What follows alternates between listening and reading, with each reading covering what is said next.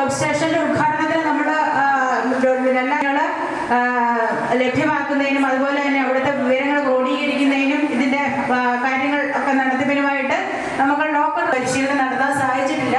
ഇപ്പോൾ മുന്നോട്ട് വന്നിരിക്കുന്ന നിങ്ങളേവരെയും ഏറ്റവും സന്തോഷത്തോടു കൂടി സ്വാഗതം ചെയ്യുകയാണ്.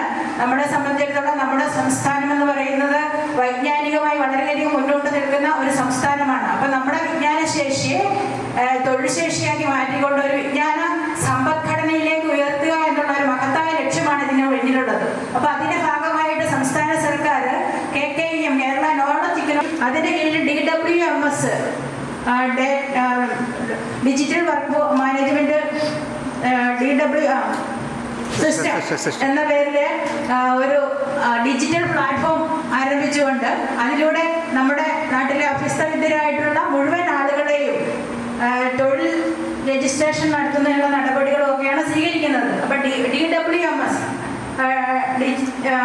ഡിജിറ്റൽ വർക്ക്ഫോഴ്സ് മാനേജ്മെന്റ് സിസ്റ്റം എന്ന ഒരു ഓൺലൈൻ പ്ലാറ്റ്ഫോം. അപ്പോൾ അതിനെ നമ്മുടെ പ്രാദേശിക തലത്തിൽ പരിചയപ്പെടുത്തിക്കൊണ്ട് എന്ത് തന്നെയാണെങ്കിലും നമ്മുടെ കുട്ടികളും അതുപോലെ തന്നെ നമ്മുടെ അഭ്യസ്തവിദ്യരായിട്ടുള്ള മുഴുവൻ ആളുകളും ഇതിനകത്തൊക്കെ അവയർനെസ് ഉള്ളവരാണ്. അപ്പം നമ്മുടെ ഈ ഒരു പദ്ധതിയെക്കുറിച്ച് അവരെ കൂടി പരിചയമില്ലാത്ത ആളുകളെ കൂടി ഇതിലേക്ക് ക്ഷണിച്ചുകൊണ്ട് ഇപ്പം അവരുടെ എല്ലാ തരത്തിലുള്ള യോഗ്യതകളും അതുപോലെ തന്നെ അവരുടെ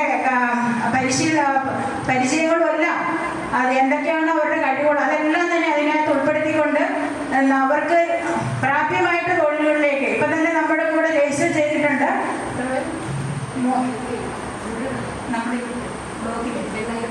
ബ്ലോക്കിൽ നമുക്ക് 8,000 സംതിങ് ആൾക്കാരാണ് ഇപ്പോൾ രജിസ്റ്റർ ചെയ്തിരിക്കുന്നത്. അപ്പം ഈ രജിസ്റ്റർ ചെയ്തിരിക്കുന്ന ആൾക്കാർ മുഴുവൻ ആളുകൾക്ക് ഇപ്പോൾ ഉടനെ തൊഴിൽ ആവശ്യമില്ല. അവരൊരു പക്ഷേ മറ്റു പല തൊഴിലിൽ ഏർപ്പെട്ടിട്ടുണ്ട്, അല്ലെങ്കിൽ കുറെ കൂടി മെച്ചപ്പെട്ട തൊഴിൽ ആഗ്രഹിക്കുന്നവരാണ്. അപ്പം നമ്മളിവിടെ പ്രധാനമായിട്ടും ചെയ്യുന്നത് ഇത്രയും ആളുകളെ നമ്മുടെ 6 പഞ്ചായത്ത് ചെറുക്കടവ്, കങ്ങഴ, കറുകച്ച, നെടുങ്കുന്നം, വാഴൂർ, വെള്ളാവൂർ ഈ 6 പഞ്ചായത്തിൽ രജിസ്റ്റർ ചെയ്തിട്ടുള്ള ആൾക്കാരാണ് ഇത്രയും പറഞ്ഞ 3000-ൽ അധികം ആളുകൾ. അപ്പം അവരെ ഓരോ പഞ്ചായത്തുകളുടെ ലിസ്റ്റ് നിങ്ങളുടെ കയ്യിലേക്ക് തരും. അപ്പം അവരെ നമ്മൾ ഓരോരുത്തരെയും വിളിച്ചുകൊണ്ട് അവരുടെ ഇപ്പം നിലവിൽ അവർക്ക് ഇപ്പം ആക്റ്റീവായിട്ടുള്ള ജോബ് സീക്കർ ആണോ, അവർക്ക് അവരുടെ വിദ്യാഭ്യാസ യോഗ്യത എന്താണ്, അവർക്കിപ്പം നിലവിൽ ഈ പറഞ്ഞ രീതിയിലുള്ള തൊഴിൽ ആവശ്യമുണ്ടോ, അങ്ങനെയുള്ള നമ്മുടെ പ്രാദേശികമായ തൊഴിലവസരങ്ങളാണ് നമ്മളിപ്പോൾ ഇവിടെ പ്രയോജനപ്പെടുത്തുന്നത്. നമ്മുടെ ജില്ലാതലത്തിലും നമ്മുടെ ബ്ലോക്ക് തലത്തിലും ഒക്കെയുള്ള പ്രാദേശികമായി വരുന്ന തൊഴിലവസരങ്ങളിലേക്ക് ആളുകളെ കണ്ടെത്തും. നമുക്കറിയാമല്ലോ കുടുംബശ്രീ പ്രവർത്തനം എന്ന് പറയുമ്പോൾ കുടുംബശ്രീയിലുള്ള ആളുകൾക്ക് കൂടുതൽ തൊഴിൽ ദാതാക്കൾ അവരെ ഈ തൊഴിൽ ഗണ്യമായി നൽകുക എന്നുള്ളതാണ് അതിനകത്ത് പ്രധാനമായിട്ടും ഉദ്ദേശിക്കുന്നത്. അപ്പോൾ അത്തരത്തിൽ നമ്മുടെ പ്രാദേശികമായ തൊഴിലിലേക്ക് ഇവരെ എത്തിക്കുക എന്നും അതിൻ്റെ കാര്യങ്ങൾ അവരെ ബോധ്യപ്പെടുത്തുക എന്നും അതിലേക്ക് ഇപ്പം നമ്മൾ രജിസ്റ്റർ ചെയ്തിട്ടുള്ള മുഴുവൻ ആൾക്കാർക്കും ഒരുപക്ഷെ ഈ തൊഴിൽ ആവശ്യമില്ല. അപ്പോൾ അവർക്ക് അവരെ ഈ പല കാറ്റഗറികളിലായിട്ട് ഇവിടെ നിങ്ങൾക്കൊരു പെർഫോമ തരും.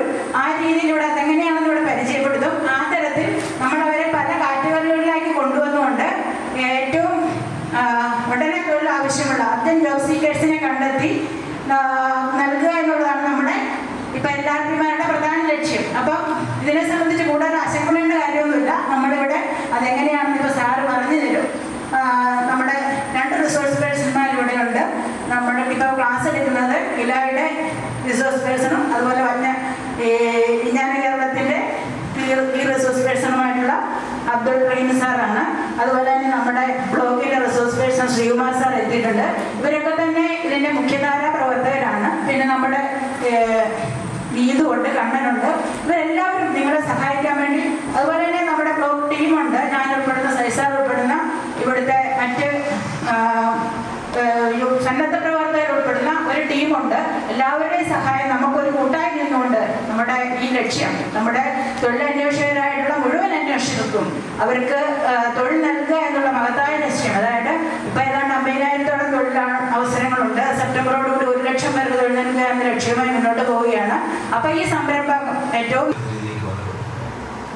എന്നാൽ സർക്കാർ ഈ രംഗത്ത് നമുക്കറിയാം ഒരു വൈജ്ഞാനിക സമൂഹമാക്കി നമ്മുടെ കേരള സമൂഹത്തെ മാറ്റുക എന്നുള്ളത് തന്നെയാണ്. അവരുടെ ഒട്ടേറെ അഭ്യസ്തവിദ്യരായ ആളുകളുണ്ട് എങ്കിൽ തന്നെയും നമുക്കറിയാം നമ്മുടെ വിദ്യാഭ്യാസ രീതിയുമായി ബന്ധപ്പെട്ടുകൊണ്ട് കരിക്കുലുമായി ബന്ധപ്പെട്ടെല്ലാം തന്നെ നമുക്ക് പ്രാഥമിക നിലവാരം നമ്മളെല്ലാം തന്നെ ഉയർന്നതാണ് എങ്കിൽ തന്നെയും ഒരു തൊഴിൽ നേടുക എന്നുള്ളത് പലപ്പോഴും അഭ്യസ്തവിദ്യരായ ആളുകൾക്ക് കൃത്യമായിട്ട് തന്നെ പ്രാപ്യമല്ലാത്ത രീതിയിലാണ് നിലവിൽ നിൽക്കുന്നത്. എങ്കിൽ തന്നെയും നമുക്കറിയാം ഒട്ടേറെ ഉന്നത വിദ്യാഭ്യാസ നേടിയ ആളുകൾ പോലും തൊഴിലില്ലാതെ